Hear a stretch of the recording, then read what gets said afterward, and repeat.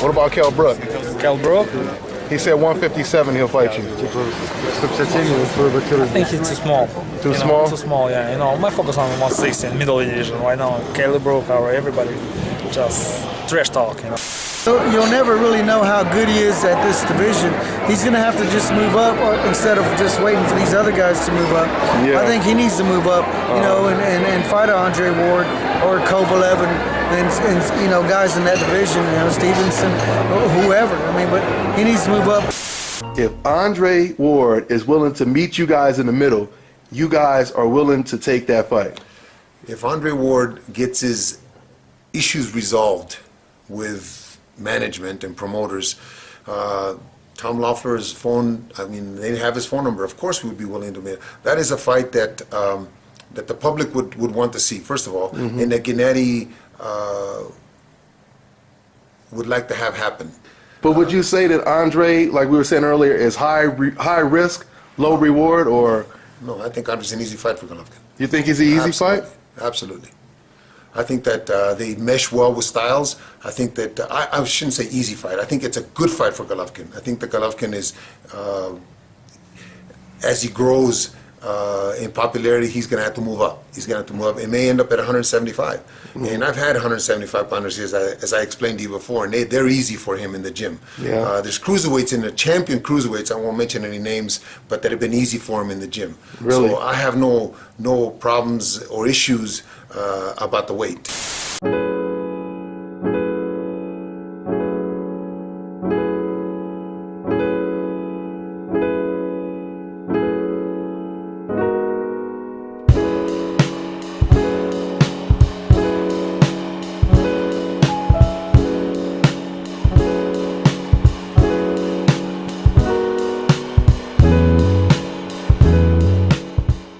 Dante's Boxing Nation, what's going on, guys? You know, when it comes to the sport of boxing, you don't often hear professional boxers and trainers and promoters, etc., criticize well-known fighters. I mean, it happens, but it doesn't happen that often. But when it comes to Gennady Golovkin, I cannot recall the last time I have seen this many people from all walks of life, from commentators like myself to boxers like Carl Froch and trainers like Teddy Atlas, promoters like Bob Arum, former champions like Paulie Ayala, fighters around Gennady Golovkin's zip code from the former Soviet Union like Ruslan Provodnikov, and many more are all congruent when it comes to the criticism of Gennady Golovkin stepping up in competition or stepping up to a higher weight class. Now, I want you guys to think about this as well. When it comes to professional boxers, trainers, promoters, etc., do you guys notice none of these guys are criticizing fighters like Lomachenko, Andre Ward, Keith Thurman, Sergey Kovalev, Terrence Crawford? No one is criticizing these guys for stepping up in competition. So we know it's not personal.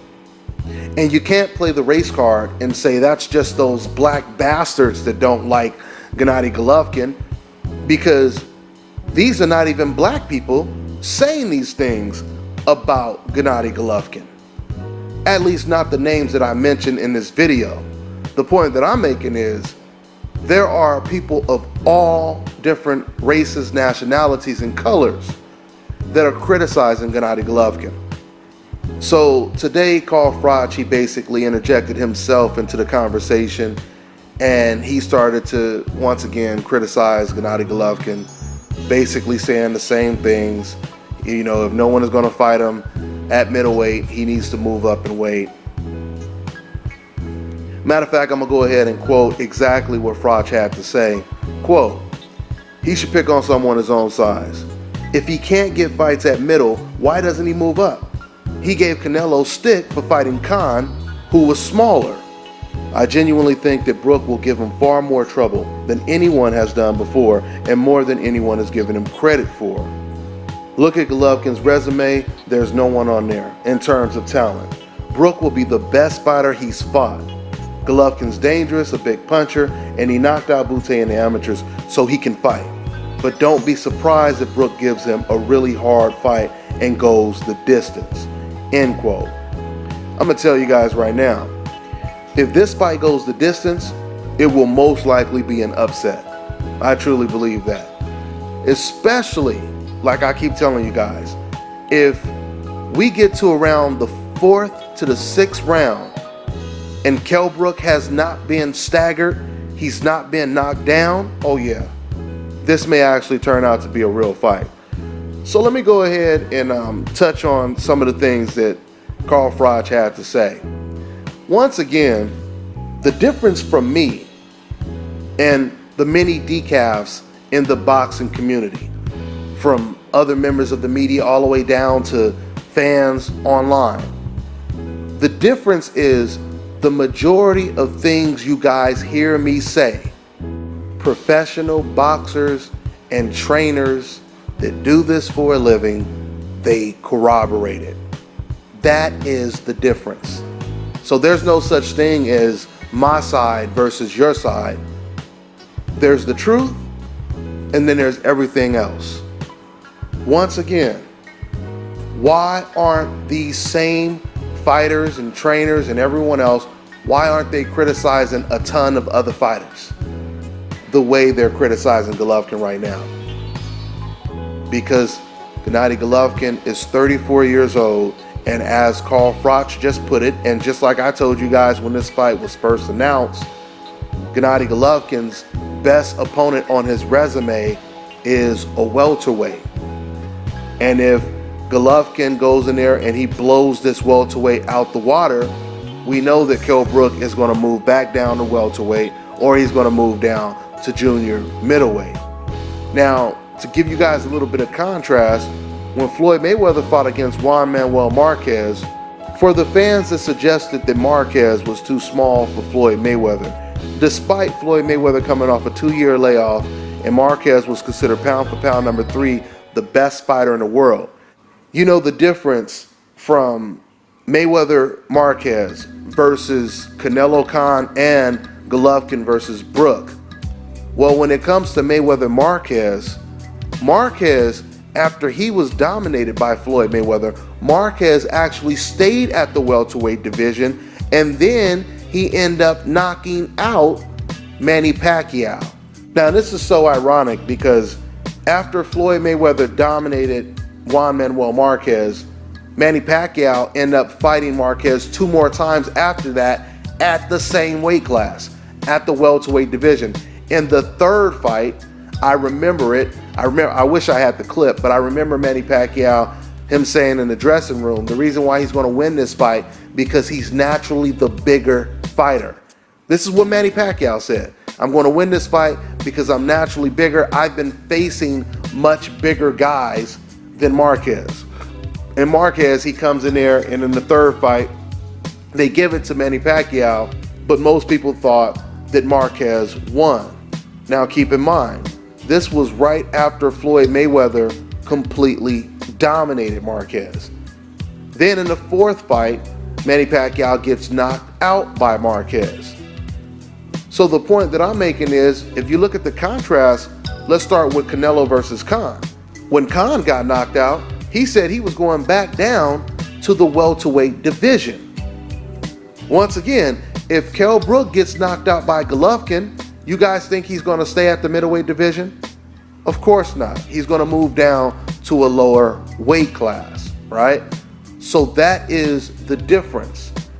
On top of me saying all of that, Juan Manuel Marquez, after beating Manny Pacquiao and staying at the welterweight division, when he was asked if he wanted to avenge that loss to Floyd Mayweather, he said there's no reason to fight Mayweather again because we already know what happened in 2009. That's what Marquez said. So even by Marquez's own admission, he doesn't attribute his loss to a size disparity. Khan versus Canelo is the perfect example of a fighter losing because his opponent was much bigger than him. Why do I say that? Because in the Khan versus Canelo fight, and this is so funny, man, because I've said this so many times, way before we got the Canelo versus Khan fight, and when people used to talk about the Mayweather versus Marquez fight, I would always say to them, usually when a smaller guy is in the ring with a bigger guy, the smaller guy, he has a little bit of an advantage with speed. He may be the better boxer, so he can at least win rounds.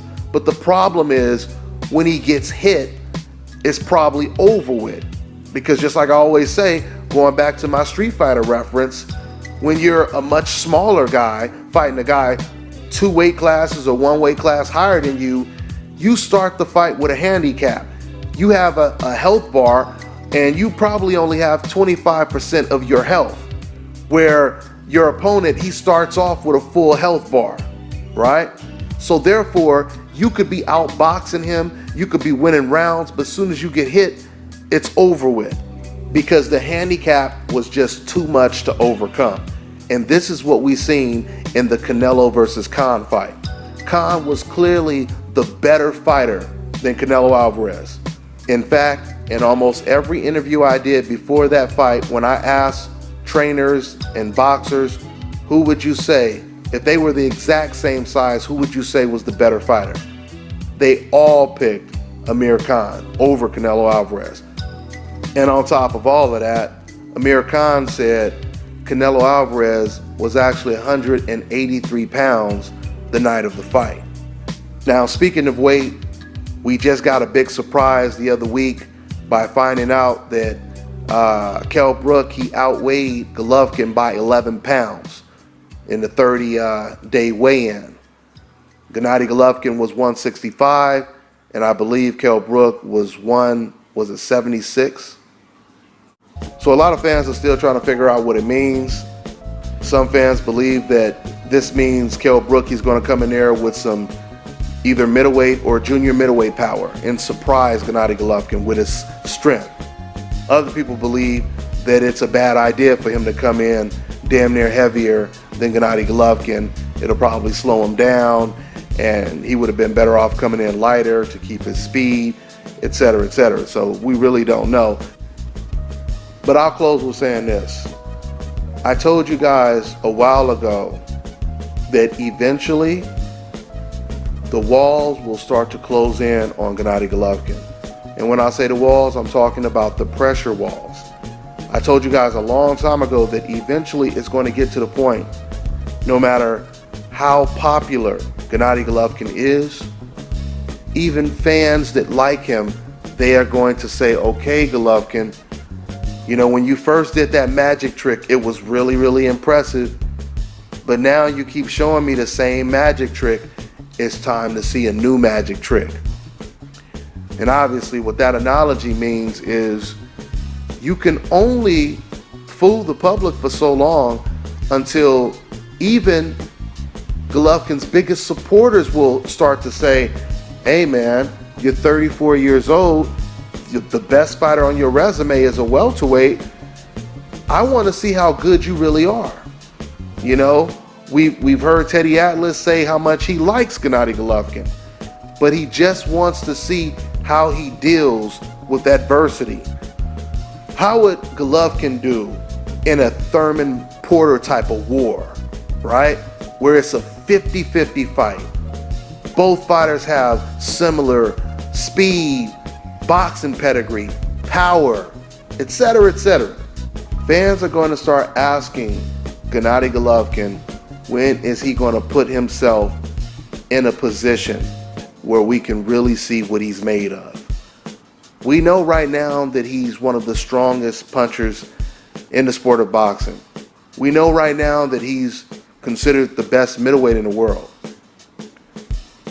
But once again, now it's gotten to the point to where fans want to see how he deals with a guy on his exact level. And this is the reason why you have so many professional boxers and trainers that are criticizing Gennady Golovkin. So, you know, if Golovkin gets past this Kell Brook test, which a lot of people believe that he will, for the sake of Gennady Golovkin's reputation, if he's not going to fight against an Edislani Lara next, if Danny Jacobs is not going to get in the ring and fight Golovkin next, Golovkin is going to have to move up in weight. I totally agree with Carl Froch. He's going to have to move up in weight and fight either a James DeGale, a Gilberto Ramirez, and show us his adversity. Even Golovkin's own stablemate, Roman Gonzalez, is taking far more risk than Gennady Golovkin. When you look at the stark contrast, it's crazy as hell when you really think about it. While Golovkin is facing Kell Brook, Roman Gonzalez is actually moving up in weight to face off against an undefeated Mexican WBC champion. So that's what we want to see with Golovkin. And quite frankly, I would pick Golovkin to beat a lot of these super middleweights. But just because I'm picking him to win, we still have to see the fights, right? A lot of us believed that Mayweather would beat Pacquiao, but we still had to see it. A lot of us believe right now that Ward is going to beat Kovalev, but we still want to see it. Okay? So with that all being said, that's pretty much all I got on this one. I'm on to the next one. This is Bobby, and you're watching Dante's Boxing Nation. Damn.